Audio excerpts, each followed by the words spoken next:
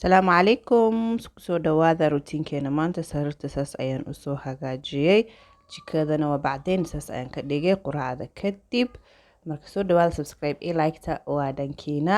Dharkan baafkana ay sugayo inaan dhaqo, marka waa kan dharka caruurta ayaan dhaqaa. Marka anigana mar dharkeena aniga xaajigaan dhaqaa, marna dharka caruurta maalin ayaan dhaqaa. Marka waa kana soo dhawaada.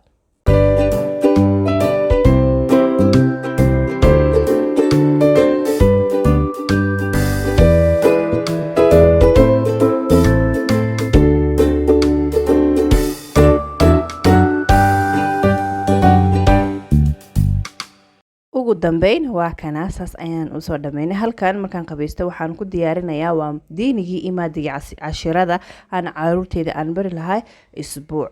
Marka waxaa lagu yiri hooyo waa maxaa la yiraahdaa macalimada ugu horeyso ee nolosha caruurteeda.